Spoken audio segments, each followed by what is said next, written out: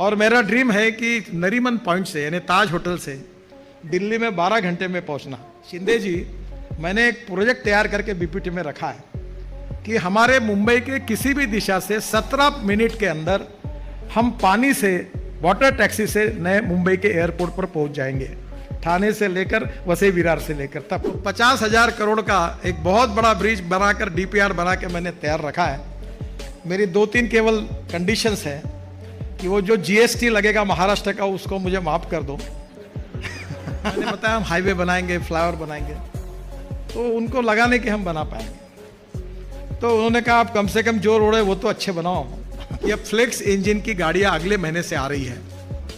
इसमें से Toyota, Hyundai, Suzuki और ये ब्राजील, यूएसए और कनाडा में है। जैसे आपने नई मुंबई बनाई है, वैसा नया पुणे और नया औरंगाबाद बनाने का हाईवे के बाजू में एक बहुत अच्छा अवसर है, क्योंकि हाईवे बनने के बाद सब लोग जमीन खरीद लेते हैं और इसलिए आज हमारे देश की कहानी बन गई rich nation with a poor population.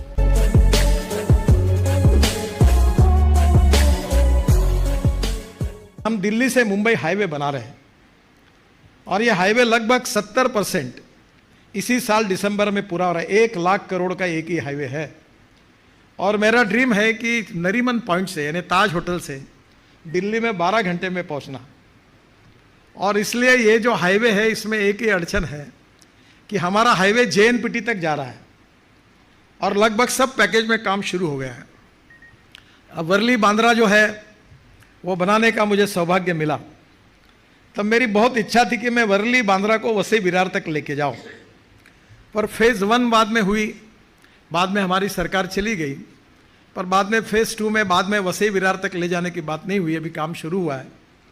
पर मैंने उसके लिए आगे 50,000 करोड़ रुपए का बहुत बड़ा जो वर्ली बांद्रा को लिंक करने वाला नरीमन पॉइंट से लेकर, क्योंकि इधर आपने फिर ये कोस्टल रोड बनाया तो डायरेक्ट हम लोग दिल्ली तक पहुंच जाएंगे।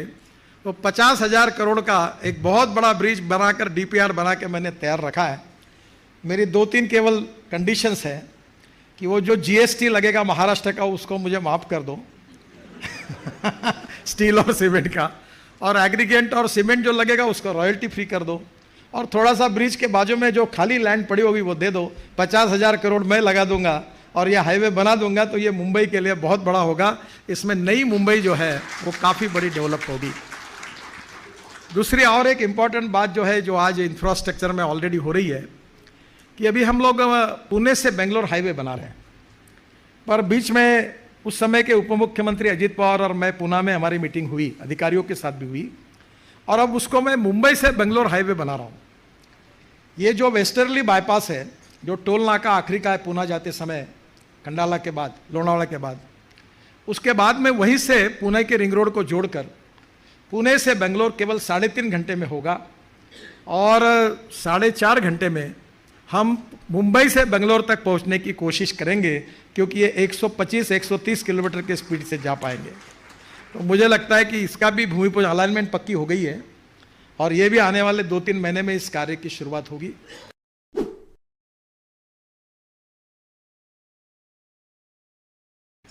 मैं आपसे अनुरोध करूंगा कि जैसे आपने नई मुंबई बनाई है, वैसा नया पुणे और नया औरंगाबाद बनाने का हाईवे के बाजू में एक बहुत अच्छा अवसर है, क्योंकि हाईवे बनने के बाद सब लोग जमीन खरीद लेते हैं।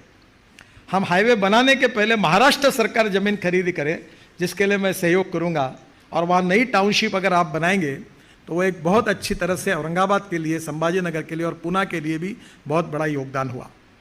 एक अच्छी बात हुई है कि मुंबई और पुणे का पोल्यूशन जो है, जो ठाणे का है, इसमें सबसे बड़ा प्रॉब्लम है कि जो हमारा पूरा जम्मू कश्मीर से लेकर पूरा उत्तर का जो ट्रैफिक आता है, दिल्ली, पंजाब, हरियाणा, राजस्थान, गुजरात, ये पूरा मुंबई आता है और मुंबई से पुणे जाता है, और पुणे से एक तरफ सोलापुर और एक तरफ कोल्हापुर जाता है साउथ जाने के लिए।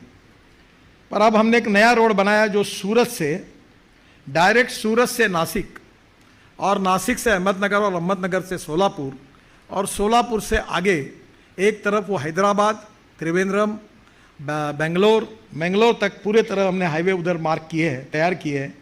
तो मुझे लगता है कि ये पूरा जो साउथ का ट्रैफिक है मुंबई और पुणे आने वाला है, इसमें 50% कम हो जाएगा। तो इसमें पुणे और मुंबई का पोल्यूशन भी काफ़ी कम और ठाणे का बहुत कम होगा।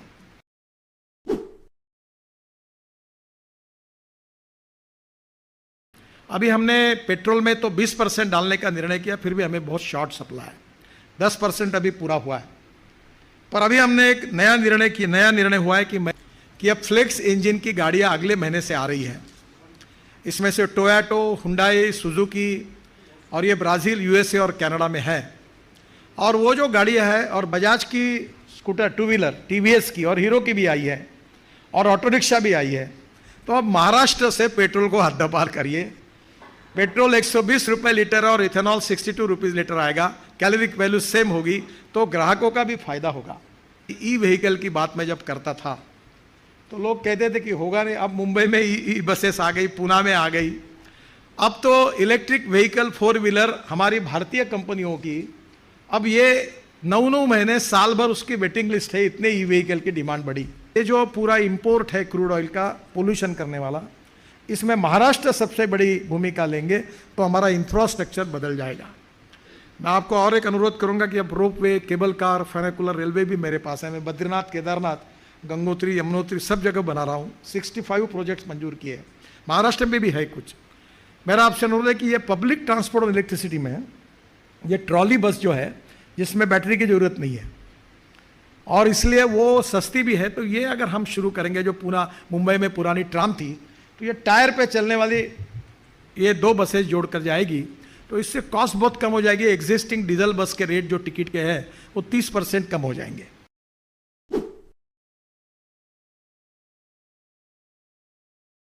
शिंदे जी, मैंने एक प्रोजेक्ट तैयार करके बीपीटी में रखा है कि हमारे मुंबई के किसी भी दिशा से 17 मिनट के अंदर हम पानी से, वाटर टैक्सी से नए मुंबई के एयरपोर्ट पर पहुंच जाएंगे, ठाणे से लेकर वसई विरार से लेकर तब। तो इसलिए ये प्रोजेक्ट अगर हो जाएगा तो रोड पर का भी ट्रैफिक कम होगा।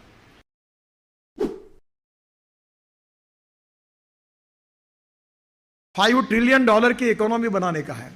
We are the fastest growing economy in the world. और आज हमारा देश ऐसा है कि हमारे पास सबसे ज़्यादा young, talented engineering power, man power हमारे देश में है। मैं मानता हूं कि we are a rich nation with a poor population. इस 8 साल में बहुत बड़ा परिवर्तन दिखा। इसके पहले क्या हुआ इसका मैं चर्चा नहीं करूंगा।